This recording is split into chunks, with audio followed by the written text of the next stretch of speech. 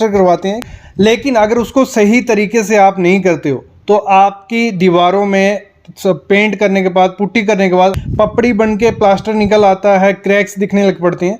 ये किस वजह से होता है? ये होता है, ये जो 20 से 25 बातें मैं आपको बताऊंगा, अगर वो आप चेक नहीं करते हो तो जो पैसा आप प्लास्टर पे लगा रहे हो वो बेकार है। सबसे पहला काम ही हमारा स्टार्ट हो जाता है जब ब्रिक वर्क चल रहा होता है, तभी से आपको ध्यान देना शुरू करना पड़ेगा। देखो, जब ब्रिक वर्क कर रहे होते हैं उसी दौरान आपको देखना है कि वो ब्रिक वर्क है जो जुड़ाई की जा रही है वो प्रॉपर से की जा रही है कि नहीं। मतलब प्लम बॉब जो रहता है उससे चेक करना है कि सीधी दीवार है कि नहीं, कहीं अंदर नहीं मुड़ रही। जो रैकिंग की जाती है, रैकिंग क्या होता है? जो आपके ईंटों के बीच का मसाला होता है वो प्रॉपर से उसको निकाला जा रहा है, क्योंकि जब अगर प्लस्तर उसके ऊपर किया जाएगा तो वो अच्छे से चिपकता नहीं है अगर रैकिंग अच्छे से नहीं किया। तो वो आपको देखना है कि मिस्त्री को बता देना है कि रैकिंग कर ले। एक साइड तो सरफेस जो होगी वो रफ निकलेगी, एक साइड रैकिंग कर लो, अच्छे से हो जाएगा। ठीक है, ये चीज़ आपको देखनी है। और जब आपकी ब्रिक वर्क हो जाती है उसमें जो भी आइटम आती हैं, प्लम्बिंग की आती हैं, जहाँ कंडक्ट पाइप बिजली की आती है, उसको प्रॉपर से कटिंग करो। ठीक है, जितना आप प्रॉपर डेप्थ रखनी है, ना ज़्यादा डेप्थ हो जाए ना कम डेप्थ रहे। ज़्यादा डेप्थ हो जाएगी दूसरी तरफ दीवार को दिक्कत आएगी, कम डेप्थ होगी तो वो जब प्लास्टर कर दोगे उधर वहाँ एक क्रैक बन जाता है, हेयर लाइन क्रैक, वो नहीं बनने देना। प्रॉपर डेप्थ उसकी करनी है, कटर से कटिंग करके निकाल के पाइप फिक्स कर दो। उसके बाद उस पर क्या करना है आपको, 1:3, 1 में सीमेंट 3 में सैंड का माल बना के उस पर अच्छे से लगा देना है, उसको रफ कर देना है, कट वगैरह मार देने। ठीक है, जब वो हो जाना है उसके ऊपर चिकन मैश जहाँ फाइबर मैश वो लगा देनी है और आपकी दीवार को थोड़ा सूखने देना है। मतलब उसमें जब आप प्लास्टर करने जाओ तो उसमें वेट नहीं होनी चाहिए, मॉइस्चर कोई नहीं होना चाहिए दीवार में, सूखी दीवार आपकी होनी चाहिए। ये पहली शर्त होती है जब भी प्लास्टर करने से जाना है आपने। दूसरी चीज़, जो भी फैन के बॉक्स आती हैं, डिब्बियाँ आती हैं, उनको प्रॉपर से पहले फिक्स करवा लो। ये हो गया काम। उसके बाद उसकी तराई करो दीवार की, उसको क्यूरिंग करो। उसकी जिस दिन प्लास्टर होना है उस दिन, उससे पहले भी उसको पानी पिला लो अच्छे से, दूसरे दिन भी पानी पिलाओ 1-2 घंटा पहले जब प्लास्टर करने से। क्योंकि होता क्या है, अगर नहीं पिलाओगे, जो आप प्लास्टर करोगे उस पर प्लास्टर करोगे वो किसी काम का नहीं होगा। वो जो प्लास्टर होगा उसका जो पानी होगा वो ब्रिक पहले ही चूस लेगी, सक कर लेगी। जब वो पानी उसका निकल गया तो वो पाउडर बन गया, मतलब वो प्लास्टर पक्का क्रैक करेगा ही करेगा जब पाउडर बन के निकल जाएगा।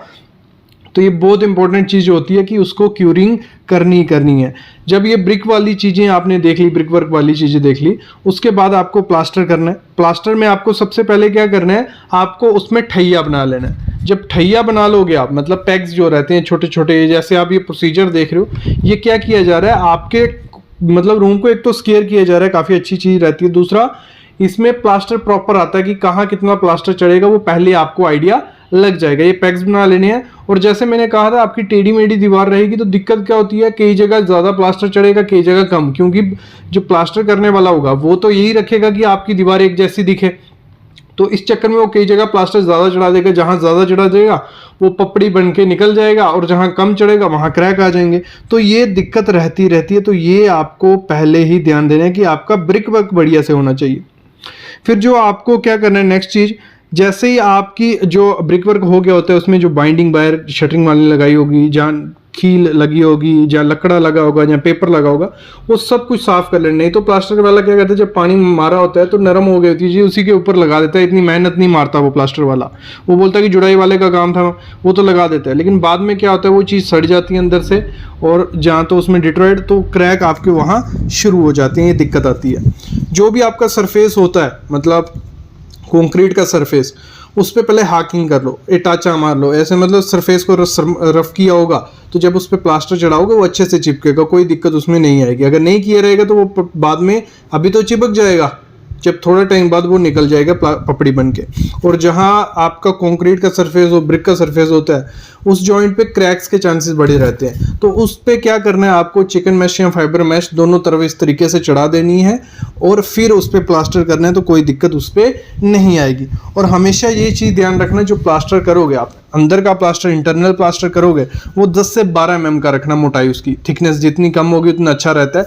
10 से 12 mm से कम भी नहीं करनी और ज़्यादा भी नहीं करनी है, तो आपका प्रॉपर प्लास्टर होगा, वो दिखेगा, अच्छा दिखेगा और उसकी लाइफ भी बड़ी होगी। अगर बाहर के तरफ एक्सटर्नल प्लास्टर करने जाते हो, 15 से 18 mm का रखो, उससे ज़्यादा रखने की ज़रूरत नहीं है। अगर इससे ज़्यादा होता है वही पपड़ी बननी है। और सीलिंग, जो आपकी छत रहती है, वहाँ 6 से 8 mm का प्लास्टर चिपका, उससे ज़्यादा प्लास्टर चिपकाने जाओगे तो वो निकलेगा ही निकलेगा। और प्रॉपर देखो आपका सरफेस अगर स्मूथ है तो उसको हाकिंग कर लो, वैसे सरफेस को रफ ही रखना चाहिए। बाकी जो रेशो आपको बनानी होती है, जो मोटार आप मतलब करोगे, वो 1:1:4 का माल जो रहता है, 1 में सीमेंट 4 में हमारा सैंड, वो आप सीलिंग में यूज़ करो, सीलिंग में मारो प्रॉपर से तो अच्छी सीलिंग रहेगी। 1:6 का माल आप बाकी प्लास्टर में यूज़ करो तो वो अच्छा रहेगा। और जो मोटार बनाओगे, जो प्लास्टर के लिए सीमेंट सैंड का घोल बनाओगे, तो उसमें क्या करना है आपको, उसको 45 मिनट के अंदर अंदर उसको लगा देना है। 45 मिनट के, तो क्योंकि थोड़ा थोड़ा लोड बनाओ, एक साथ बना के रखोगे, फिर इनिशियल सेटिंग टाइम शुरू हो जाता है, वो प्रॉपर से चिपकता नहीं है, बाद में निकल जाता है प्लास्टर। तो 45 मिनट से 1 घंटे के अंदर उसको लगा दो। और जो जब प्लास्टर करते करते नीचे जो गिरता है उसको क्या करो, तभी उठा के, मतलब 45 मिनट के अंदर ही उठा के थोड़ा सा सीमेंट डाल के उसको अच्छे से लगा दो, तो अच्छे से आपका बना रहेगा। और सीमेंट की अगर मैं बात करूं, आपको हमेशा मेरे ख्याल में प्लास्टर के लिए तो पोर्टलैंड पोज़ोलाना सीमेंट यूज़ करो। एक तो सस्ता भी रहता है, अच्छा रहता है, क्रैक्स नहीं आते हैं, और वो उसकी लाइफ काफ़ी ज़्यादा अच्छी होती है। और प्रॉपर एक चीज़ देखना, जब सीमेंट यूज़ करोगे 3 महीने ज़्यादा पुराना सीमेंट वहाँ आपको नहीं लगाना है। और जब प्लास्टर कर रहे हो, आपको पता है इस एरिया में टाइल आएगी या कुछ होगा, तो उस एरिया को स्मूथ कर लो कि अच्छे से आपकी टाइल बाद में चिपक जाए, कोई दिक्कत उसमें ना रहे। दूसरा, आपकी सैंड जो रहती है बहुत इंपॉर्टेंट चीज़ है। अगर रेती अच्छी नहीं होगी तो प्लास्टर अच्छा नहीं होता। ये रेती पे बहुत चीज़ें डिपेंड होती हैं, तो देख लेना उसमें जो चमकीला पार्टिकल रहता है, सिल्ट रहता है, वो ज़्यादा सिल्ट उसमें नहीं होनी चाहिए। 6% से कम ही सिल्ट उसमें होनी चाहिए। अगर 6% से ज़्यादा तो वो बाद में दिक्कत करेगी। जब आपका प्लास्टर हो जाता है तो उसकी कम से कम मिनिमम, अभी तो समर का मौसम है, 12 दिन से 14 दिन उसको तराई करनी है। दिन में 3 बार पानी पिलाना ही पिलाना है। अगर 3 बार उसकी पानी पिलाओगे तो स्ट्रेंथ उसकी 50 गुना ज़्यादा हो जाएगी, नहीं तो स्ट्रेंथ उसकी काफ़ी ज़्यादा कम हो जाती है। ये चीज़ भी आपको ध्यान देनी है। जब आपका प्लास्टर हो जाता है, जो भी आपके फ़ैन के बॉक्स हैं, डिब्बियाँ हैं जहाँ से वायर घुसाई जाएगी, उनको एक्सपोज कर दो, प्लास्टर वाले को उनको साफ़ कर दो। नहीं तो जब वायर डालने की बारी आती है वो दिखता नहीं है, तो वो दिक्कत रह सकती है। तो ये चीज़ भी आपको ध्यान देना ही देना है। और जो गलतियाँ की जाती हैं, एक तो जो मोटार बनाई जाती है सैंड और उसमें पानी डाला जाता है बार बार, जैसे मिस्त्री को दिया पानी डाला जाता है, वो गलती मत करो। दूसरी टिप, आपको जब भी दीवार पे प्लास्टर करने जाना है, पहले तो मैंने कहा 2 घंटे पहले पानी मार दो, दीवार आपकी गीली होनी चाहिए। और फिर नीरू बना लो, स्लरी बना लो, थोड़ी थोड़ी स्लरी मारो, मतलब थोड़ी स्लरी मार दोगे, प्लास्टर करोगे, उसकी स्ट्रेंथ काफ़ी ज़्यादा हो जाती है। तीसरी चीज़ आपको ध्यान देनी है, जो भी आपके कॉर्नर वगैरह है उनको प्रॉपर से थोड़ा शेप दो, बिल्कुल शार्प मत रखो, मतलब एजिस को थोड़ा, मिस्त्री को पता होता है तो उसको वैसा रखना है। बाकी जॉइंट्स दो, मतलब जहाँ जहाँ आपकी 2 दीवारें जुड़ रही हैं वहाँ पे अगर प्लास्टर पे जॉइंट्स रहेगा, एक्सपेंशन जॉइंट, तो आपके क्रैक्स नहीं आएंगे। और क्रैक से अगर और ज़्यादा बचना हो आपको, तो ये सामने जो आप देख रहे हो पॉलीमर रेक्रॉन 3S फाइबर जो रहता है, ये फाइबर अगर डालते हो तो इससे क्रैक्स के चांसेस और ज़्यादा कम हो जाते हैं। मतलब ज़्यादा क्वांटिटी भी नहीं डालनी पड़ती है। इस पर अलग से मैंने वीडियो बनाई है। वैसे थोड़ी सी क्वांटिटी में अगर आप डालोगे प्लास्टर में, तो छोटे छोटे जो एक दूसरे से बॉन्ड बन जाती है और क्रैक्स की समस्या और ज़्यादा कम हो जाती है। तो ये चीज़ें आपको बेसिक चेक करनी है। अगर ये चीज़ें फॉलोअप करोगे आपके प्लास्टर में, तो गारंटी है ना आपको इतने ज़्यादा क्रैक्स देखने को मिलेगी, लाइफ डबल हो जाएगी प्लास्टर की, और भी काफ़ी चीज़ें आपकी दीवारें सुंदर दिखेंगी और उनकी हेल्थ भी होगी। अभी मैं अलविदा लेता हूँ। अगर इस वीडियो को देखने के बाद आपको रेट एनालिसिस पे वीडियो चाहिए, कमेंट करो। जितने ज़्यादा कमेंट होंगे उतनी जल्दी वीडियो आएगी। पूरा रेट एनालिसिस करके बताऊँगा कैसे निकाला जाता है, कितना मटीरियल लगेगा। अभी मैं अलविदा लेता हूँ। Thank you guys.